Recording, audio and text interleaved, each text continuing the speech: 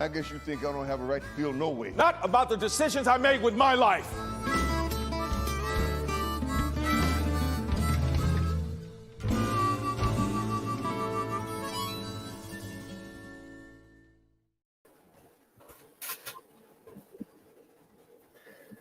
Good evening, everybody. I'm Mark Jacobson, UMS Senior Programming Manager and lead producer of the UMS production of Some Old Black Man. I'll be your host for our discussion this evening with the creative team and cast. Before we begin, please allow me to introduce and thank Val Boyer and Jana Rowan, our ASL interpreters this evening. Special thank you to each of the generous supporters of Some Old Black Man, and thank you to all of the UMS staff members who have contributed to this production.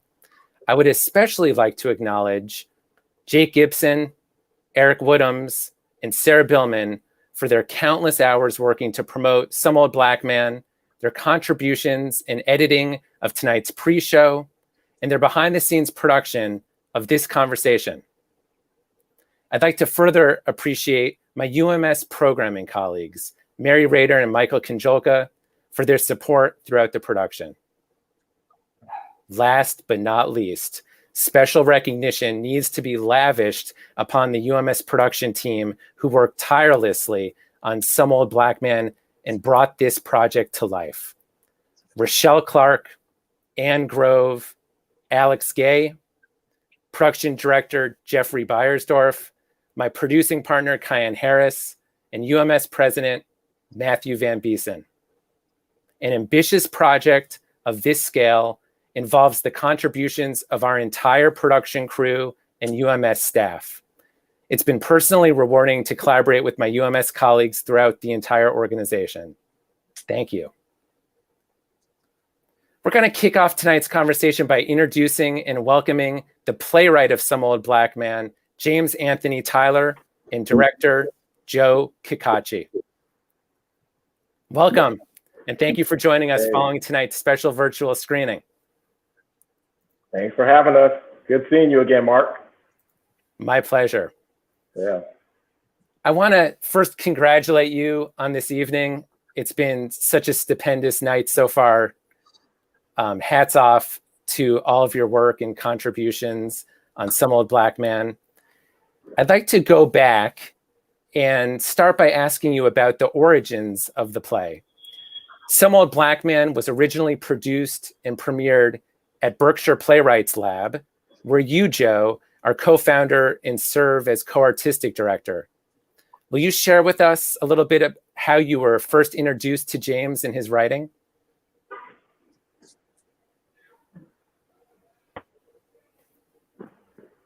You're muted, Joe. Welcome to the pandemic, ladies and gentlemen. Anyway, I was saying it's kind of as basic a story as one can have in the theater, meaning that my colleague and co-artistic director at the time, Bob Jaffe, had been involved in a reading of, I guess, James, was it still a one act then when you were at NYU? Or was it full length? It was a full length then, but yeah, he came to class. And yeah. So Bob handed me this place. You got to read this because we were looking for something to produce that summer. And I read it, and I know it's going to sound crazy. I was hooked by page 10, and it just kept getting better and better. So we did a staged reading workshop of it that summer, and we've never looked back. That was in 2015, I guess, 2.5 years ago. Yeah. That's so fascinating. I mean, I can completely see how you were hooked so early in the script, like most of us were enraptured tonight. And I know that the two of you have created, you've built such a bond with each other professionally and personally and creatively. And it's thrilling to see the work of that bond in our film production. The late great actor, Roger Robinson, performed the role of Donald Jones, the father in Some Old Black Man, at the play's off-Broadway run at 59 East 59th Theaters in New York. And I know that he played a role. What eventually led you both to working with Wendell Pierce in his role playing Donald's son, Calvin Jones? It was Roger. I mean, Roger myself, Joe, and Roger, we all just, since 2015, have really been pushing this thing along, and Roger pushed just as much as the two of us, and he just thought Wendell would be the perfect person to play his son, Calvin. And so I think he just called him, right, Joe? By the way, there's Roger on the wall back there next to Wendell on that poster, but rest in peace. Yeah, he did. You know, there was no agents and managers involved, and how are we going to get to Wendell Pierce and all that? Next thing I know, Wendell's on the phone going, "So, do you want to do this play?" And sure. So it was great. It was perfect. The stars aligned. Stars aligned, literally. Yeah. Speaking of the play's featured characters, let's bring into the conversation the stars of Some Old Black Man. Two world-class actors with such an incredible breadth of theater, television, and film experience between them, Charlie Robinson and Wendell Pierce. Hi, guys. Hi. Welcome, and thank you so much for joining us this evening. Thank you. It goes without saying that your performances have touched many, many people this evening. And we're so grateful and appreciative of your work. I'm personally, as producer, I'm even continually mesmerized by both of your performances in this play and the depth of emotion that you mine in your respective roles. Watching your performances captured on film feels like catching electricity in a jar. Thank you. Thank you very much. Yeah. What was it like inhabiting your characters and working so intimately together over the course of a month, living and rehearsing in quarantine in Ann Arbor and filming in Detroit? Well, first, I just want to say thank you, Mark. I want to thank UMS and everyone who supported this idea that I had, this digital theater project that I had, and the one thing I've learned then during the process and even tonight, no matter how disparate we are and apart, the connection, even through technology, is there.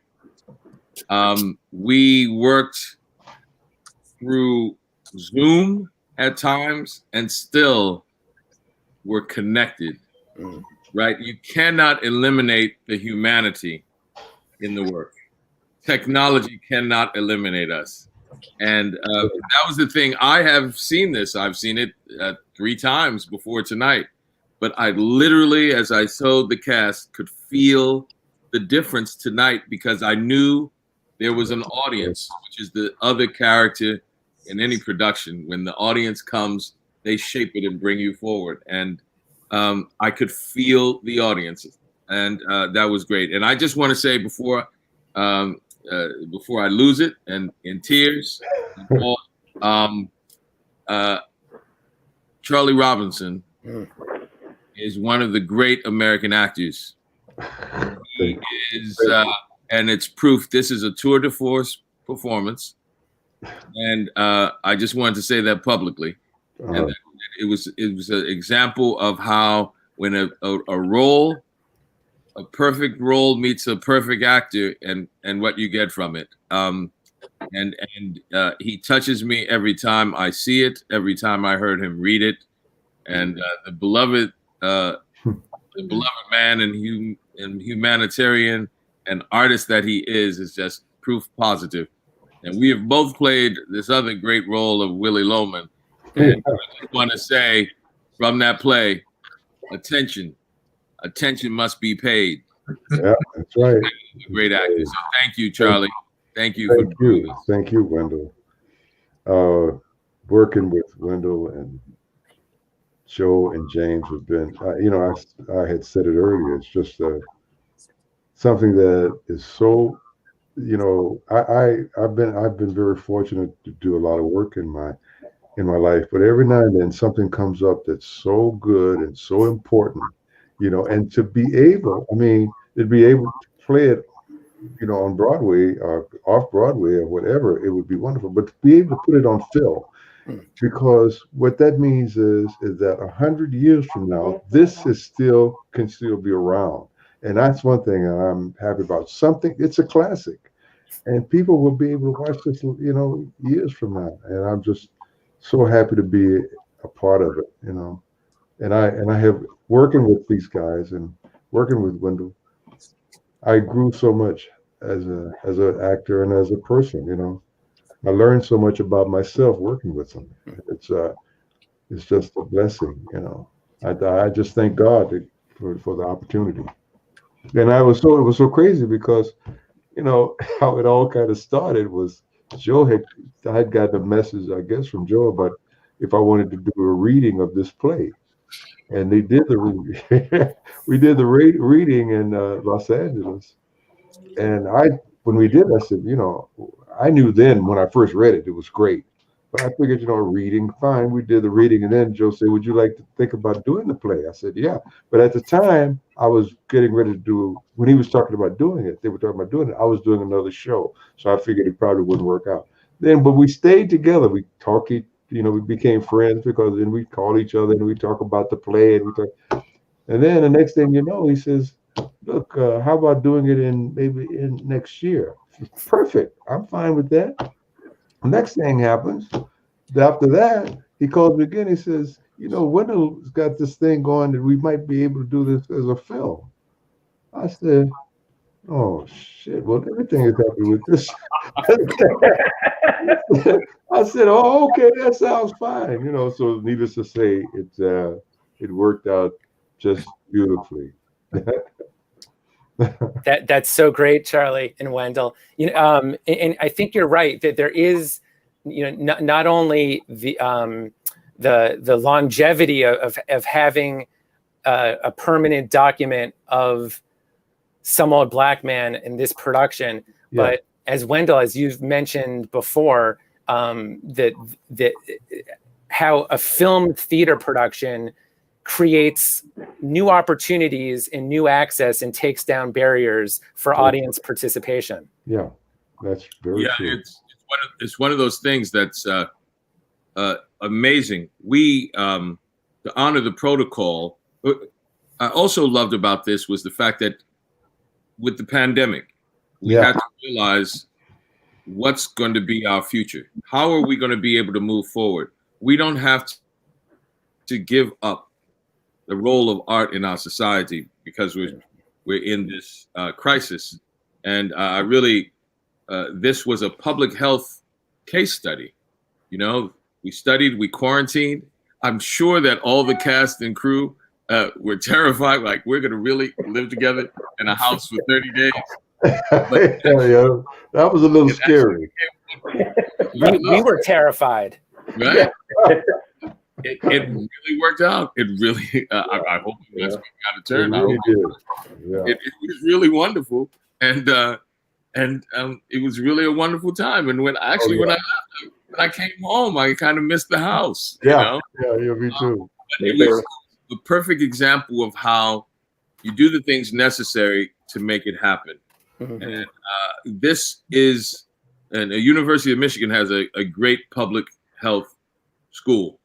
And this is a case study in how we can move forward in the pandemic. When it comes to how we worked, but it also is a real case study in the humanity that cannot be suppressed in the artistic venture that we had, and that's the thing that was an amazing part of this experiment. Yeah, I agree. And I can give an interesting tidbit about the humanity that cannot be suppressed. Is that we started out last year planning an off-Broadway production, and we had actually weeks before the pandemic hit, were together in February, late February, for a reading in New York City that Wendell and Charlie both flew in for. And we had no idea what was happening just a few short weeks later. So the pandemic didn't stop us because at the end of the year, we were in Michigan, with all the precautions, putting this story and this very human story of father and son up on its feet. So Yeah, right. you're right, James. It's a perfect example. I tell my students at Columbia and Wesleyan all the time, artists, particularly theater artists, because we have the least amount of resources. You got to turn the negative into a positive because it's negative. So here was this thing. We worked 2 years to raise the money, fit it in with Charlie's schedule, Wendell's schedule, because Wendell, when James Brown died, became the hardest working man in show business, and tried to and the Gene Center was going to do it. And the money got raised, and we were all together for this reading. We went out afterwards. And the pandemic was like, well, that's that.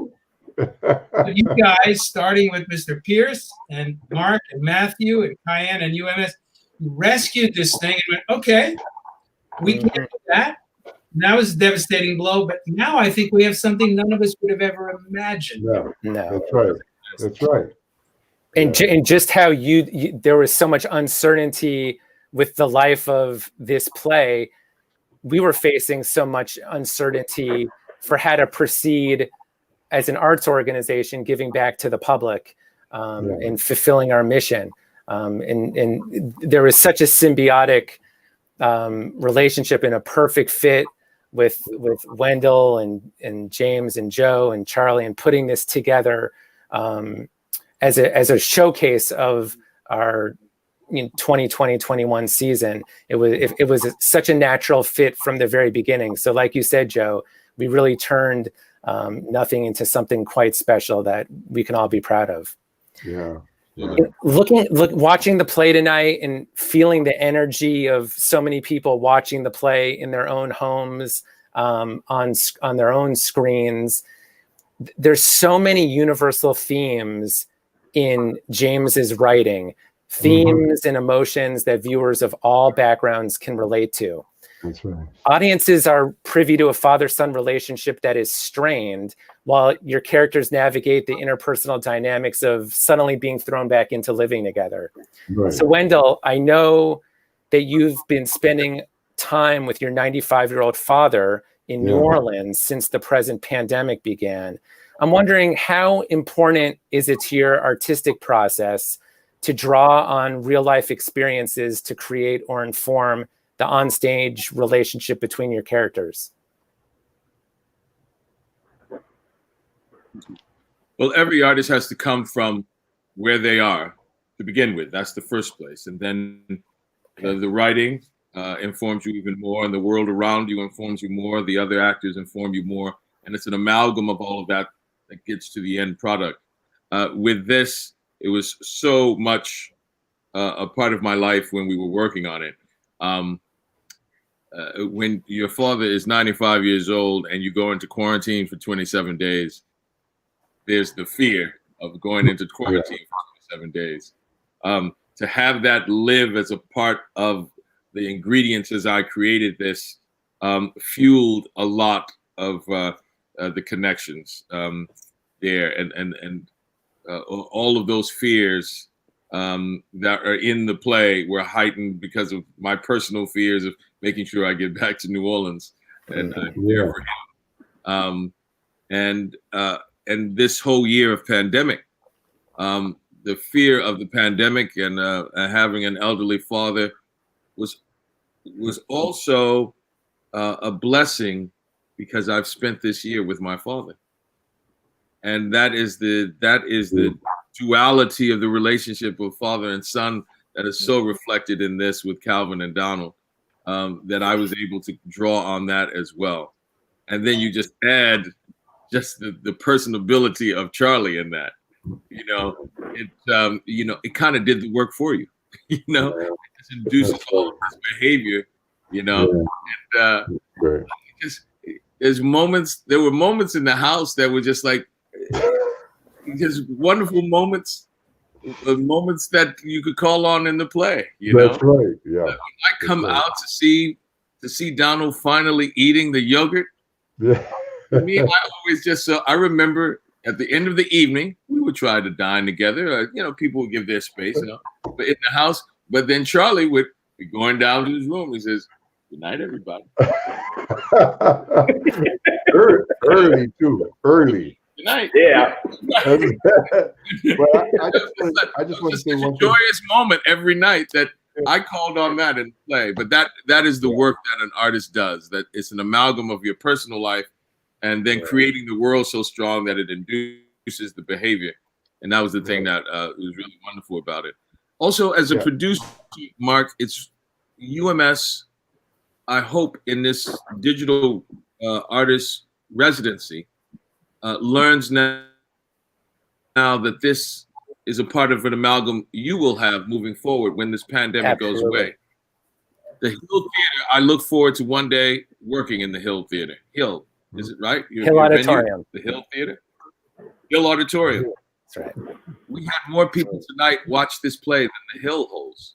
We cannot wait to have you in person, in front of an in-person audience performing. Yeah. But I just want to say one thing.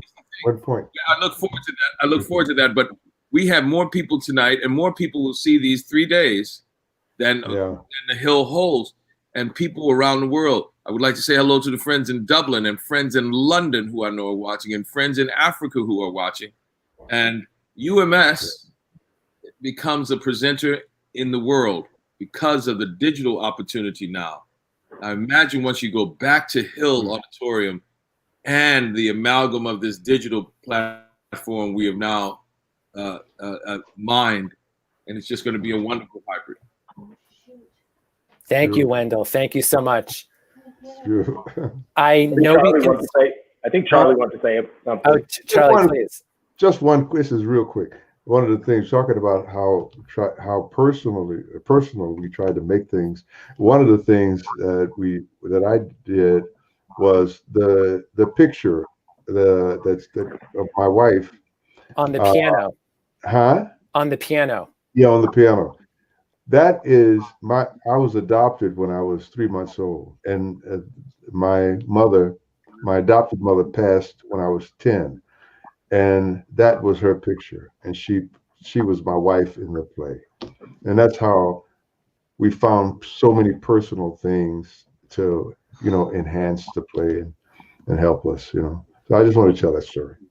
Charlie, that's so beautiful.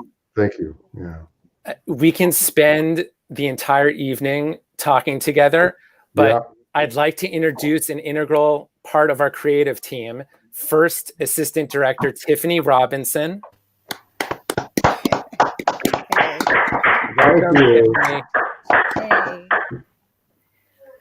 It's such a pleasure to bring back together the 5 individuals that we lovingly and collectively refer to as the Quaran-team, which is the core creative team and cast that lived and rehearsed in a shared home in Ann Arbor during 3 weeks of rehearsals and a week of filming at the Jam Handy in Detroit. Producing this play during a pandemic was especially challenging. From our earliest conversations when UMS engaged Wendell as a digital artist in residence, we all had a shared goal to pave a path forward to demonstrate how to safely and responsibly produce art and theater during the current pandemic.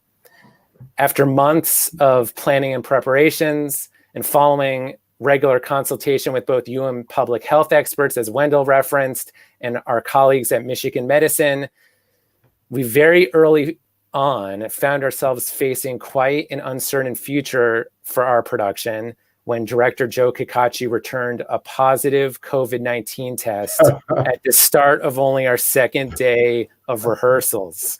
That was scary. So fortunately, all of the extensive safety protocols and daily testing that we had implemented kept the remaining 4 members of the Quaran-team living in the house safe and healthy for the duration of the production.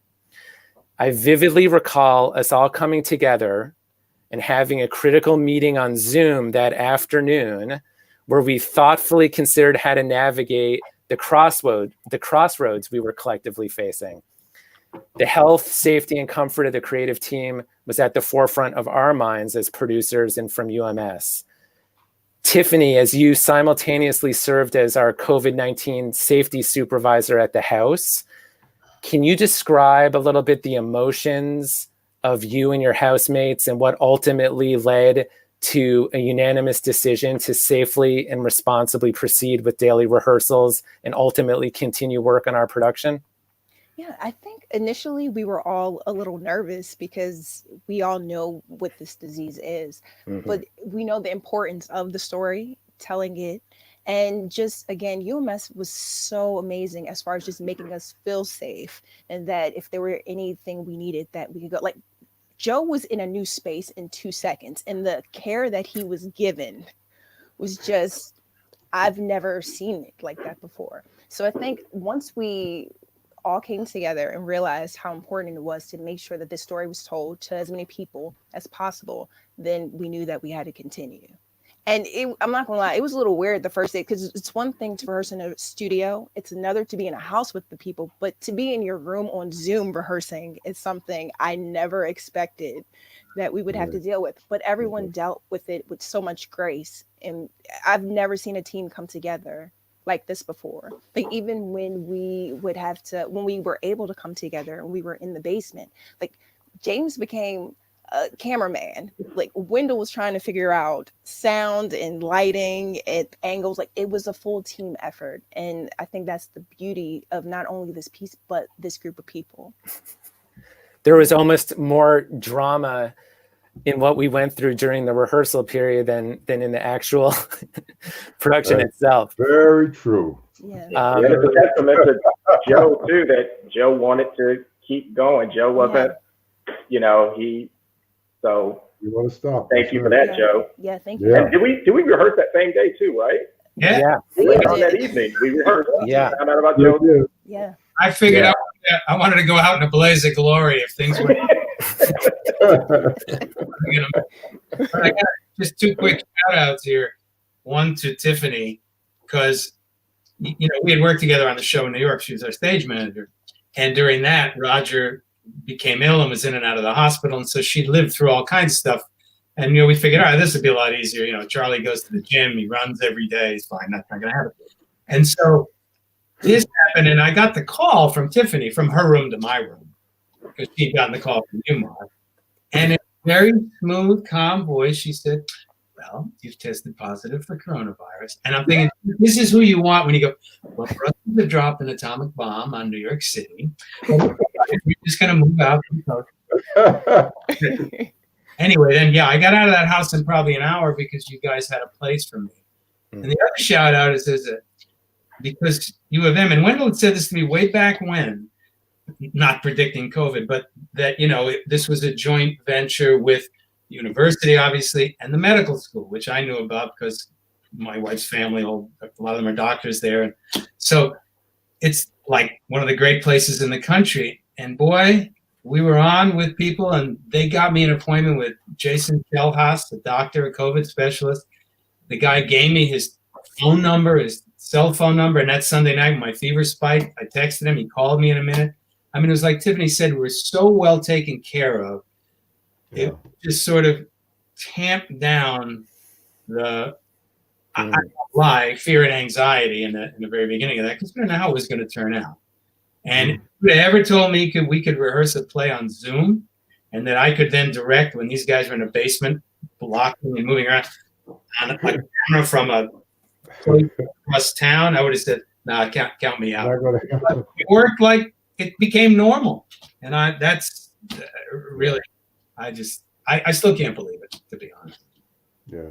It's amazing. It was the confidence that this Quaran-team, that this creative team and cast exuded, that also gave us as producers at UMS confidence to move on, and not suspend the production.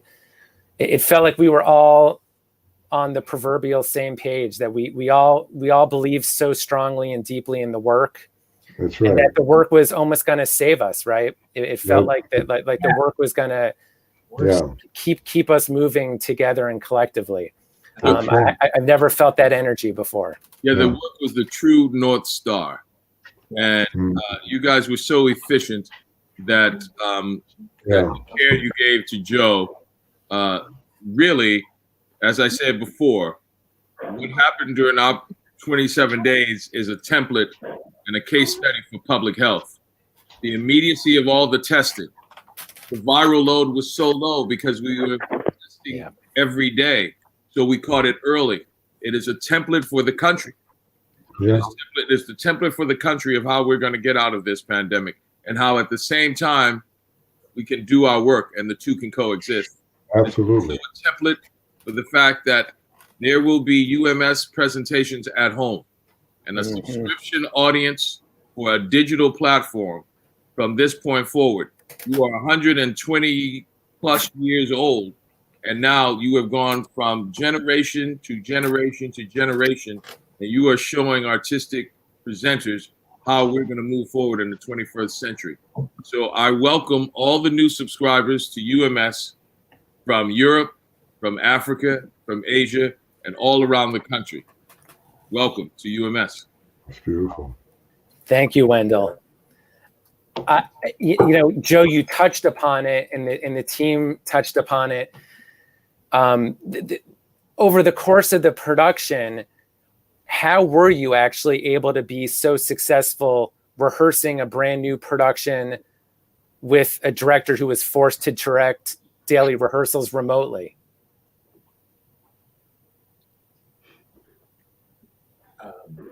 Who's that for? You. Oh, me. Oh, shoot.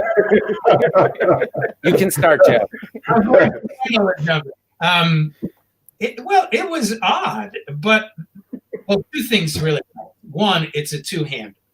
So it's just Wendell and Charlie, and that's it. And they're talking to each other for 90 minutes of real time. So that was huge. That helped a lot because they could really, just even on these boxes, focus on one another. Secondly, we'd done the run in New York City with Wendell. So we knew the play. We knew each other's moves, you know, to a great degree. Charlie had done a couple of readings with it, and, you know, we've become friends over the last couple of years. James and I were like this about the play. So that helped a lot. If this were a brand new thing and nobody knew each other, I don't know they would have gone. We all certainly leaned on Tiffany, maybe too much. Yes, yeah. Poor Tiffany became like the pen mother, the administrator, and the stage manager. Oh my God. Yeah, she saved us. But it was easy because you guys were so easy to work with. It was fine. Yeah. But no, it's it's very meaningful, Tiffany, because you know, the unions, the stage union and the film unions have to figure out how we're working together, and you have really proven how you're someone who is a Broadway production stage manager who understands management of theater and the play. And at the same time now, how you can do that with being a first AD on a film set and understanding what the gaffer needs and what the director needs and what the director of photography needs, and understanding the balance of what Joe needed as a director for the play and what Joe needed for the director as a director using cameras, right? And at the same time, she was also what is now new in our business, a COVID facilitator, making sure that everything was done. So she was multifaceted, and that is the work of a producer. So she was producer, first AD, stage manager, and everything. Yes. So it was. I do not think that like. Yeah, and let's remind people that COVID tests were daily, so it wasn't like Tiffany could take 3 days off and collect our test. No. It was daily COVID tests she was collecting from us as she's setting up for the day's rehearsal, as we're having these other elements like cameras in the rehearsal. So it isn't anything small, and we were so lucky to have you back with us, Tiffany. Well, thank you. Thank you, Tiffany. Thank you, throughout the 4 weeks of our production, we submitted over 250 testing samples between this creative team and cast and our entire crew down at the Jam Handy in Detroit, the IATSE locals, and our HMS Media camera crew out of Chicago. So it was an incredible effort to bring art and bring something forward, grow art during the pandemic. That's right. So I'm so appreciative of this group for your perseverance through and over many hurdles in the process. But the film our film production is so meaningful, and is even more meaningful to me because of what we went through collectively. Yeah, that's right. Well, I'm looking at the time, and unfortunately, we've run out of time. Before we, Just yes, real Joe. quick, because you just said the production looked beautiful. We got to talk for just a second. We got to mention Matt Hoffman and Matt HMS Hoffman. Video. Yes, HMS. They edited it. They sound mixed it. I mean, they pulled up in Chicago cameras. That was great. And then we edited, Matt and I, over this. I mean, it's quite a remarkable feat that they accomplished. So thanks. Thank you, Matt, and your entire HMS crew in Chicago. Yeah. I just also want to personally share what an incredible honor and privilege it's been to closely collaborate with this entire creative team working on this project, and specifically acknowledge the close relationships that we've formed with you, Tiffany, James, Joe, Charlie, and Wendell. Thank you from the bottom of my heart for your dedication to this production. Thank you, Mark. Thank you. Thank you very much. Thank you, Mark. I want to thank everybody at UMS, and I want to thank all the sponsors, Tim and his wife, the board, everyone at UMS, and everyone at DTE, who was our sponsor, everyone at the engineering program. They really stepped up to the plate to give us an opportunity to put on a platform and do this play. What's most important that we must remember is the fact that art is that place where we reflect on who we are and have an impact on the world. So this place said so much about the racial reckoning that we're talking about, and how the trauma of one can be so corrosive to our humanity for a lifetime, and that Black lives do matter, and that and that's something for all of us. And the more specific we were with our work, the more universal it became. And that's a testament to all the people that are going to see it this weekend and who saw it tonight and who are commenting. And that is the power of art. And you saw the best combination of the technology coming together with the humanity and the art. And that is a gift to all of us. So thank you, UMS. Thank you, James. Thank you, Joe. And thank you, Tiffany. But last but not least, thank you, Charlie Robinson. Thank you. Thank you very much, guys. Thank you so much. The humanity rises above any digital frame, doesn't it? Yeah. We mentioned Ann Grove, who like did such a great job of taking care of us also. Yeah. Amazing. Yeah. Got to mention her. Yeah, absolutely. That's right. Yeah, the entire UMS production team, hats off. Hats off. Justin and all those guys. I mean, it was incredible. Really. Yeah. Thank you. Well, to our listening and viewing audiences, many, many thanks for spending your evening with us tonight. We look forward to having you join us again soon at a future UMS digital offering hosted on ums.org, and hopefully safely at an in-person UMS event in the not so distant future. Good night. Beautiful. Good night. Good night.